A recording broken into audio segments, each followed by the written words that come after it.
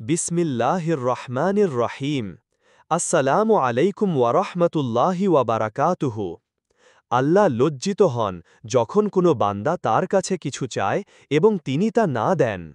প্রিয় ভাই বোন বন্ধুগণ, মানুষ যখন মানুষের কাছে কিছু চায় তখন লজ্জা পায়, আবার বহুবার চাইলে মানুষ বিরক্তও হয়ে যায়। কিন্তু আল্লাহর দরজায় বারবার চাইলে তিনি কখনো বিরক্ত হন না, বরং খুশি হন এবং এমন এক মর্যাদাপূর্ণভাবে বান্দাকে সম্মানিত করেন যার ব্যাখ্যা আমাদের মন দিয়ে ধরা যায় না। আজ আমরা জানব আল্লাহ বান্দার কাছে কেন লজ্জা পান, কাউকে কতটা ভালোবাসলে তাকে কিছু না দিতে পারলে লজ্জিত হওয়ার প্রশ্ন ওঠে। এই বিষয়গুলো আজ আলোচনা করব কোরআন হাদিসের আলোকে। আশা করি সাথেই থাকবেন। রাসূলুল্লাহ সাল্লাল্লাহু আলাইহি ওয়াসাল্লাম বলেছেন, ইন্না রব্বাকুম হাইয়ুন কারীম ইয়াস্তাহয়ি মিন আবদিহি ইযা রাফা ইয়াদাইহি ইলাইহি আন ইয়ারুদ্দাহুমা সিফরন খাইবাতাইনি। অর্থ, নিশ্চয়ই তোমাদের রব বড়ই লাজুক ও দয়ালু। যখন কোনো বান্দা তার দিকে হাত তোলে তিনি লজ্জা বোধ করেন সেই হাতকে খালি ফেরাতে। আবু দাউদ, তিরমিজি। এই হাদিস আমাদের হৃদয়ে আল্লাহর প্রতি এমন এক আশার আলো জ্বেলে দেয় যার কোনো সীমানা নেই। আজকের এই ভিডিওতে আমরা আলোচনা করব এই হাদিসের তাৎপর্য, দোয়ার গুরুত্ব, বান্দার মর্যাদা এবং আল্লাহর সীমাহীন দয়া ও দানশীলতার বাস্তবতা। ১. আল্লাহর লজ্জা মানে কি? আমরা যখন শুনি আল্লাহ লজ্জিত হন তখন অনেকেই চিন্তায় পড়ে যান। আল্লাহ তো আমাদের মতো নন, তিনি লজ্জিত হন, এর অর্থ কি? মূলত হাদিসে লজ্জা শব্দটি এসেছে হায়া থেকে, যার অর্থ গৌরবের কারণে কোনো অনুচিত কাজ এড়িয়ে চলা, উদারতা ও দয়ার পরাকাষ্ঠা। অতএব আল্লাহ লজ্জিত হন বলতে বোঝানো হয়েছে আল্লাহ এতটাই করুণাময়, এতটাই দানশীল, এতটাই দয়াবান যে কোনো বান্দা যখন হাত তুলে কেঁদে কিছু চায় তিনি তা ফিরিয়ে দিতে চান না। এটি আক্ষরিক লজ্জা নয়, বরং তার অসীম দয়া ও উদারতার পরিচয়। ৪. বান্দার মর্যাদা আল্লাহর দরজায়। আল্লাহ আমাদের সৃষ্টি করেছেন, আবার আমাদেরই সম্মান দিয়েছেন দোয়ার মাধ্যমে। এমনকি তিনি বলেছেন, আমার বান্দারা আমাকে যখন তোমার কাছে জিজ্ঞাসা করে তখন তুমি বলে দাও আমি তো কাছেই আছি। কেউ যখন আমাকে ডাকে আমি তার ডাক শুনে সাড়া দিই। সূরা বাকারা, আয়াত ১৮৬। এই আয়াতে আল্লাহ বলেননি বলো আমি আছি, বরং সরাসরি বলেছেন আমি তো কাছেই আছি। এর মাধ্যমে বোঝা যায় বান্দা যখন চায় তখন আসমানের প্রভু তার দিকে ঝুঁকে পড়েন। কি বিশাল মর্যাদা! একজন দরিদ্র বান্দা যার দুনিয়ায় কিছুই নেই, সেই বান্দা যখন সিজদায় পড়ে ইয়া আল্লাহ বলে তখন সৃষ্টিকর্তা নিজে তাকে শোনেন। ৫. দোয়া হচ্ছে মুমিনের অস্ত্র। রাসূলুল্লাহ সাল্লাল্লাহু আলাইহি ওয়াসাল্লাম বলেছেন, দোয়া হল ইবাদতের মগজ। তিরমিজি। আবার বলেছেন, দোয়া হচ্ছে মুমিনের অস্ত্র। হাকিম। অস্ত্র যেমন শত্রুকে রক্ষা করে তেমনি দোয়া দুনিয়ার সমস্যা, পাপ, বালা মুসিবত এবং দেরিতে আসা নিয়ামতের বিরুদ্ধে প্রতিরক্ষা দেয়। তুমি যদি মনে করো আমার তো কিছুই নেই, তাহলে জেনে রাখো তোমার আছে দোয়ার হাত, আর যে মানুষ আল্লাহর কাছে হাত তোলে সে কখনোই নিঃস্ব থাকে না। ৬. দোয়া কখনো ফেরত যায় না, তবে তা ৩ রকমে পূরণ হয়। হয়তো তুমি ভাবছ আমি তো বহুদিন ধরে দোয়া করছি, কিছুই তো পাচ্ছি না। কিন্তু মনে রেখো দোয়া কখনোই ফেরত যায় না। রাসূলুল্লাহ সাল্লাল্লাহু আলাইহি ওয়াসাল্লাম বলেছেন, বান্দা যখন দোয়া করে আল্লাহ তাকে ৩টি উপায়ে তা কবুল করেন। ১. হয়তো তিনি তা তৎক্ষণাৎ দিয়ে দেন। ২. হয়তো তা পরকাল পর্যন্ত জমা রাখেন। ৩. কিংবা কোনো বিপদকে তা দিয়ে রোধ করেন। তুমি যেটা চাচ্ছ হয়তো সেটা এখনই পেলে তোমার ক্ষতি হতো, তাই আল্লাহ দিচ্ছেন অন্য কোনো উপায়ে যেটা তোমার জন্য বেশি কল্যাণকর। ৭. যখন আল্লাহ চুপ থাকেন তখনও তিনি শোনেন। অনেক সময় আমরা অনুভব করি আল্লাহ তো আমার কোনো দোয়ার উত্তর দিচ্ছেন না, মনে হয় সব নীরব, কোনো সাড়া নেই। কিন্তু এটাই আসলে এক পরীক্ষা। আল্লাহ আমাদের পরীক্ষা করেন আমরা শুধু পাওয়ার জন্য দোয়া করি নাকি ভালোবাসার জন্যও করি। তুমি যদি শুধু উত্তর পাওয়ার জন্য দোয়া করো তুমি অস্থির হয়ে পড়ো কিন্তু যদি ভালোবাসা থেকে দোয়া করো তবে তুমি নিশ্চিত থাকবে আমার দোয়া আল্লাহ শুনেছেন আমার প্রয়োজন বুঝে তিনি সঠিক সময়ে দেবেন 6 আল্লাহর করুণা প্রতিটি চোখের জলেই দাম আছে তুমি হয়তো গভীর রাতে একা কাঁদছ কেউ দেখছে না কিন্তু ওই কান্না আসমান ছুঁয়ে যায় আল্লাহর ফেরেশতারা তা রেকর্ড করছে তোমার চোখের পানি মূল্যহীন নয় তোমার একটি ইয়া রাব্বি আল্লাহর আরশ পর্যন্ত পৌঁছে যায় তাই তুমি ভেবো না আমার দোয়া কবুল হচ্ছে না বরং ভাবো আল্লাহ আমার জন্য এমন কিছু জমিয়ে রাখছেন যার সময় এখনও আসেনি 7 বারবার চাও বিরক্ত হবে না বরং পুরস্কার বাড়বে মানুষের কাছে যদি কিছু বারবার চাওয়া হয় তারা বিরক্ত হয় কিন্তু আল্লাহ পছন্দ করেন যে বান্দা বারবার তার কাছে ফিরে আসে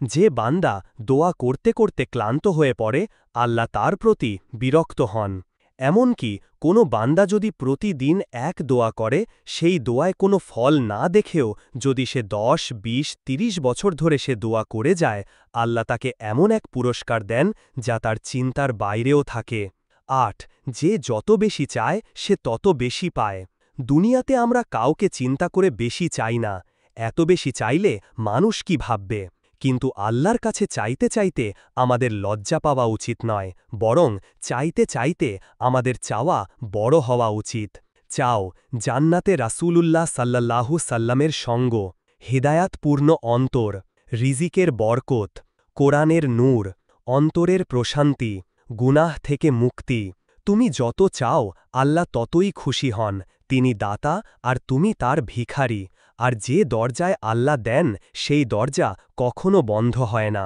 প্রিয় বন্ধু তোমার জন্য আছে সুসংবাদ আজ যদি তুমি সিজদায় পড়ে একটিবার বলো ইয়া আল্লাহ আমি তোমাকে ভালোবাসি তুমি আমার দোয়া কবুল করো এই একটি বাক্যই হয়তো তোমার জন্য জান্নাতের দরজা খুলে দিতে পারে তুমি যদি একাকী পরিত্যক্ত ক্লান্ত মনে করো তাহলে জেনে রাখো আল্লাহ লজ্জিত হন যখন কোনো বান্দা তার কাছে কিছু চায় এবং তিনি তা না দেন তোমার দোয়া কোনোভাবেই হারিয়ে যাবে না আজ না হয় কাল এই দুনিয়ায় না হয় আখিরাতে তুমি নিশ্চয়ই পাবে তাই তুমি চেয়ে যাও কাঁদতে থাকো হাত তুলে রাখো তাই প্রিয় বন্ধুগণ হাদিসটি আমাদের অন্তরের গভীরতম আশার বাতি এটা বোঝায় আল্লাহ কোনো বান্দার দোয়া ফেরান না আর তার দরজা কখনো বন্ধ হয় না তুমি চাওয়ার মানুষ তার দরজা থেকে ফিরিয়ে দেওয়া তোমার জন্য অসম্ভব তাই বলি যদি তুমি দোয়া থেকে ফিরে গিয়েও থাকো আজ আবার ফিরে এসো যদি তুমি কষ্টে থাকো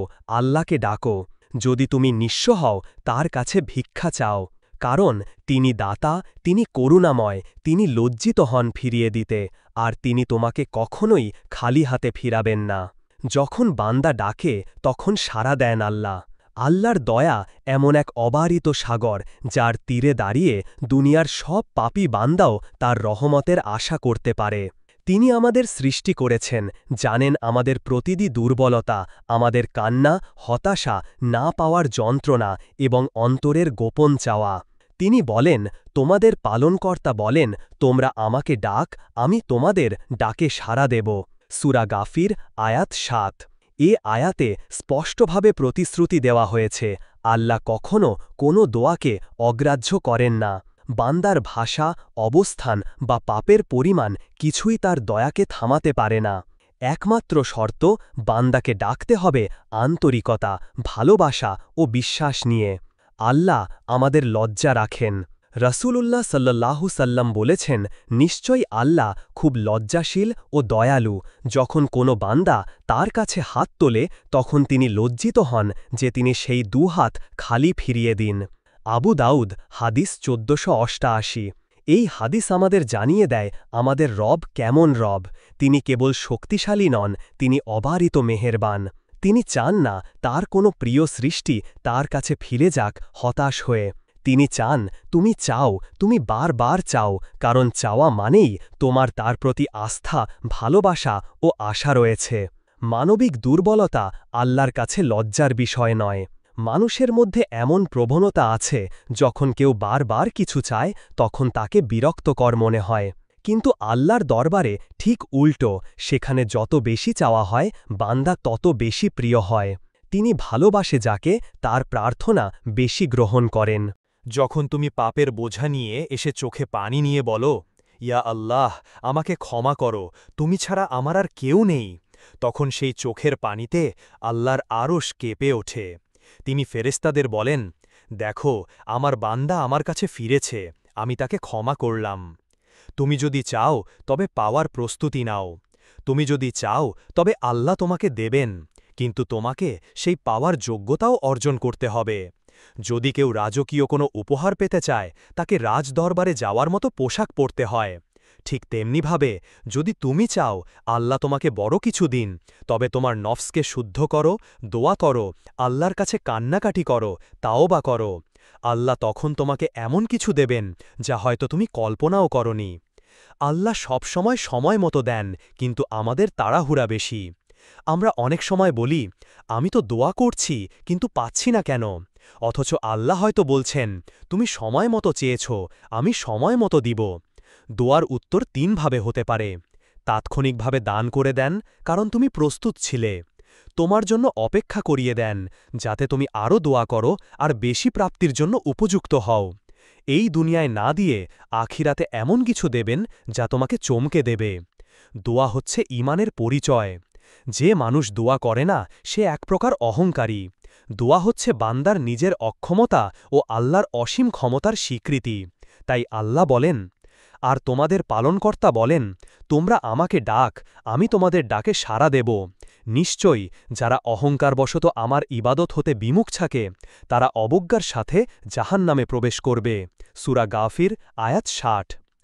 তোমার প্রয়োজন শেষ হয়নি মানেই আল্লাহর দয়ার দরজাও বন্ধ হয়নি। তুমি যদি এখনও চাও, মানে এখনও সুযোগ বাকি আছে।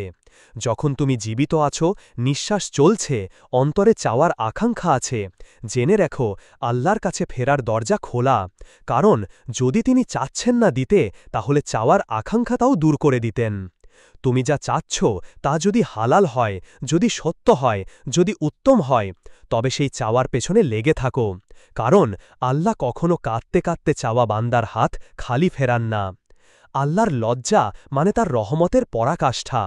আল্লাহর লজ্জা এটি তার কোনো দুর্বলতা নয়, বরং এটি তার অনন্ত দয়ার প্রকাশ। তিনি বান্দার প্রতি এতটা স্নেহশীল যে তার গুণবাচক হাইয়ুন কারিম, লজ্জাশীল ও মহানুভব। আমরা যেসব পাপ করেছি তা দেখেও তিনি আমাদের রিজিক দেন, বৃষ্টি দেন, সুস্থতা দেন, ঘুম দেন, ভালোবাসার মানুষ দেন। যদি এই মহান রব একটু কষ্ট দিয়ে থাকেন, তাহলে তার পেছনে রয়েছে ভালোবাসার পরিকল্পনা। ঠিক যেমন মা সন্তানকে ওষুধ খাওয়াতে গিয়ে কান্না করালেও তা তার উপকারের জন্য হয়। তুমি একা নও, তুমি আল্লাহর প্রিয়জন। অনেকেই ভাবে আল্লাহ আমাকে ভালোবাসেন না, তাই আমার দোয়া কবুল হয় না। এই ভাবনা শয়তানের ওয়াসওয়াসা। যদি আল্লাহ তোমাকে ভালো না বাসতেন, তাহলে তিনি তোমাকে নিজেকে জানার সুযোগ দিতেন না। তিনি তোমাকে তার নাম ডাকতে শেখাতেন না। তিনি তোমাকে হতাশার মধ্যেও দোয়া করতে শেখাতেন না। সুতরাং যদি আজ তুমি কিছু চাও, যদি আল্লাহর দরবারে কান্না করো, জেনে রেখো তুমি আল্লাহর সবচেয়ে প্রিয় মুহূর্তে অবস্থান করছ। চাওয়ার সাহস হারিও না।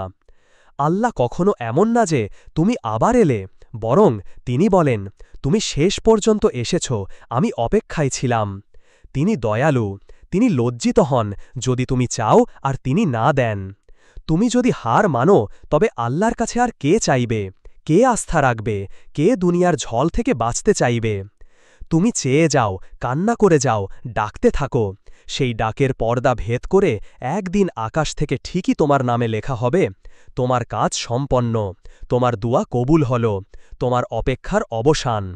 আল্লাহ যেন আমাদের দোয়া করার তৌফিক দেন, বিশ্বাসের সাথে অপেক্ষা করার হিম্মত দেন, আর যখন দান করেন তখন যেন কৃতজ্ঞ থেকে তাকে ভালোবাসতে পারি। এই দোয়া নিয়েই শেষ করছি। আমিন ইয়া রাব্বুল আলামিন। এই পর্যন্ত ভিডিওটি দেখার জন্য আপনাকে অসংখ্য ধন্যবাদ। ভালো লাগলে লাইক, শেয়ার এবং ফলো দিয়ে উৎসাহিত করবেন এবং সাবস্ক্রাইব করে পাশে থাকবেন, যাতে এই ধরনের ভিডিও আপনাদের কাছে পৌঁছে দিতে পারি এবং এই রকম ইসলামিক ভিডিও দেখে আমাদের অন্তরাত্মাকে পরিশুদ্ধ করতে পারি। আসসালামু আলাইকুম ওয়া রাহমাতুল্লাহি ওয়া বারাকাতুহু।